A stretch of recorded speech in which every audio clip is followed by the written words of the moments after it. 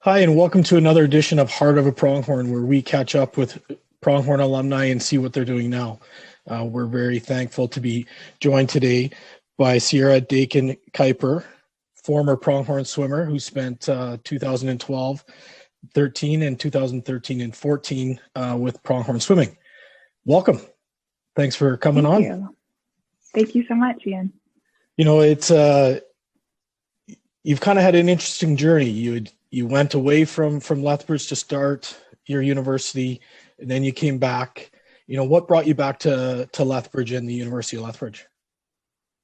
Yeah, it was an interesting journey. I grew up in Lethbridge and wanted to try something new and get to know another part of Canada, and ended up applying to a bunch of schools in Ontario, BC, and the Atlantic provinces with swim teams, because I knew I wanted to continue swimming, and found that the match at Dalhousie was really great for me, and the swim team was an exciting opportunity. But in my first year there, I developed a shoulder injury and realized I was very far away from any support. You know, I had just made a few new friends and was getting my feet, settled on the ground there in the Atlantic, and found that it was really hard to be that far away from home. And so what brought me back was being closer to home to be able to really cope with the injury I had, which kind of changed my identity, right? You know, a lot of Horns athletes talk about, their identity being tied so close to the sport that they're doing. And when I realized that I wouldn't be able to swim as intensely as I had been growing up, and not able to, continue the season very well, I ended up coming back to Lethbridge to take some time away from swimming. And once I had 2 years off and was able to recover, I realized I wanted to get back in the pool, and was able to with the help of Peter.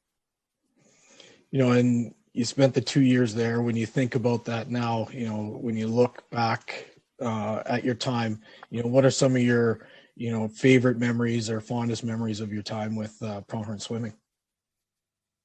Wow, there's a lot. I mean, for me, it was really coming home. I grew up swimming at the Maxwell pool.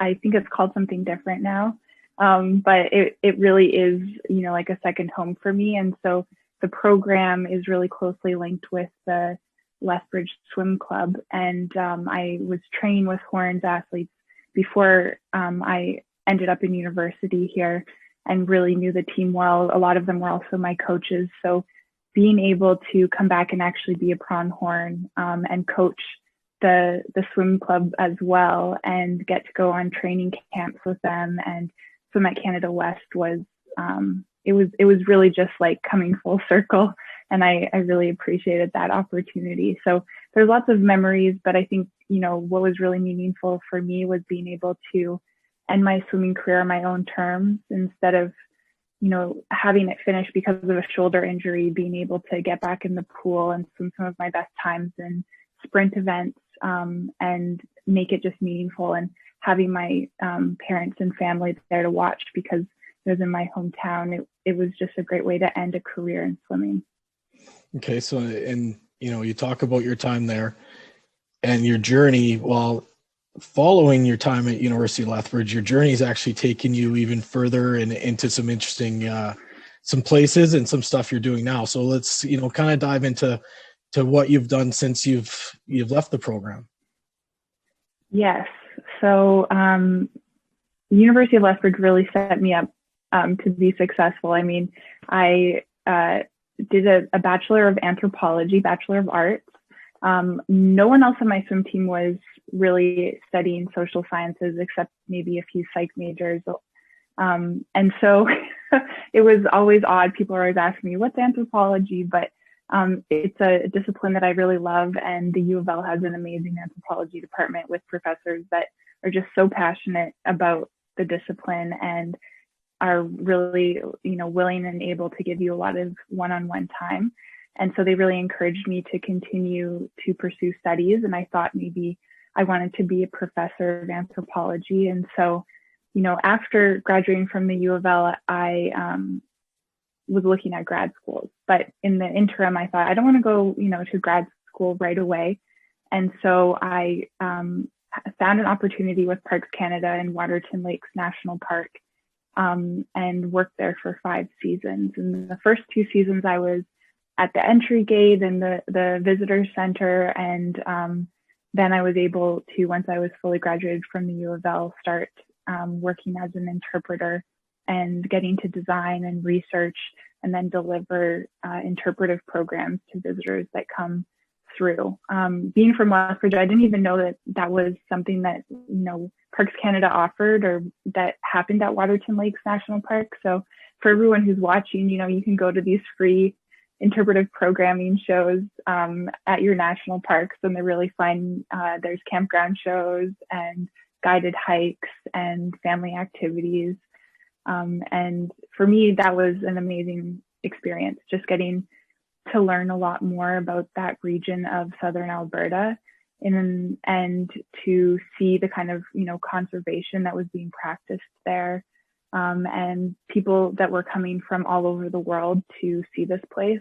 It just totally changed my understanding of, what it meant to be Southern Albertan, and gave me a lot of pride. So I did that and realized that that's actually what I wanted to study in grad school. And my boyfriend at the time, now husband, we were both looking at grad schools together.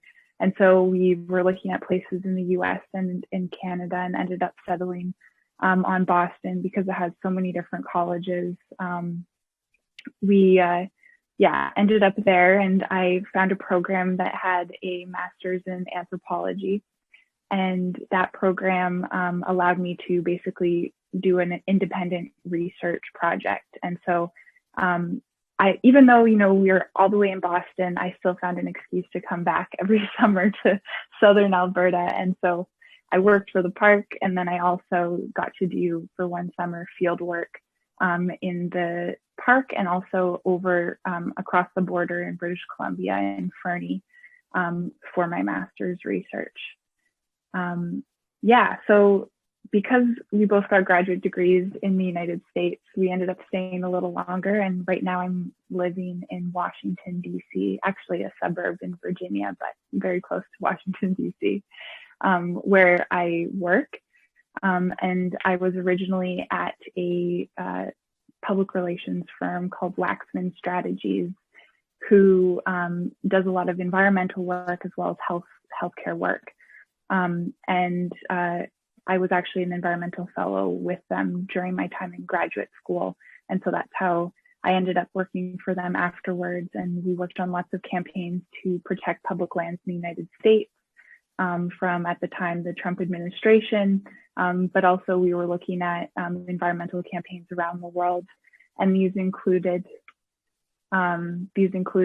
campaigns in Indonesia, as well as in the Amazon rainforest.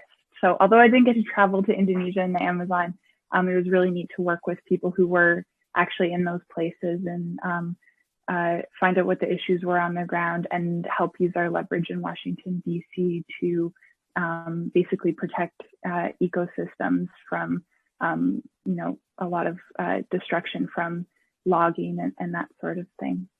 So after that, and now what I'm currently doing is working for the Environmental Law Institute, another environmental non-governmental organization in BC. And in this role, I'm the senior manager for foundations and donor relationships. And so a large part of my job, and the part that I really, really love, is working with our researchers. We have lawyers and also scientists who do a lot of writing and also a lot of consulting on issues, basically to ensure that environmental laws are being enforced both in the United States and around the world.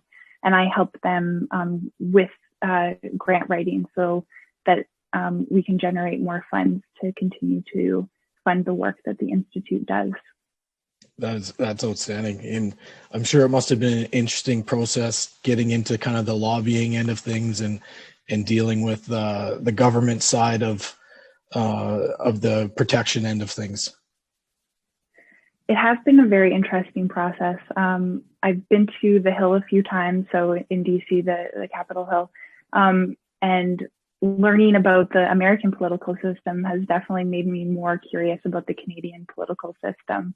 And it's also made me realize too how sometimes peripheral Lethbridges, growing up there and attending the U of L, we're often removed from a lot of what's going on in Ottawa. And I'm now so curious to know more about how politics in Canada compare to that in the United States, having seen how things go on behind the scenes here in a more intimate way. And just kind of one final question, you touched on it a little bit beforehand, but, just talk about how your time at the University of Lethbridge helped shape where you ended up. Yes.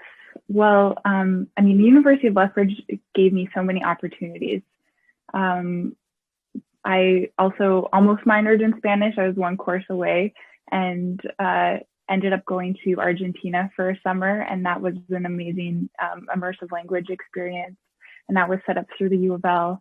All of my courses in anthropology and just the liberal arts education I got was amazing. And having been at other institutions, particularly in the United States, I've just really come to value, my time at the U of L and the quality of the education that I received. And so and even just, working with a lot of people in DC who come from all over and have been educated in all sorts of places, it definitely set me up to be competitive with folks here. That's great. Thank you for joining us today. It's been a pleasure to have you, and we look forward to seeing you when you come back to Canada.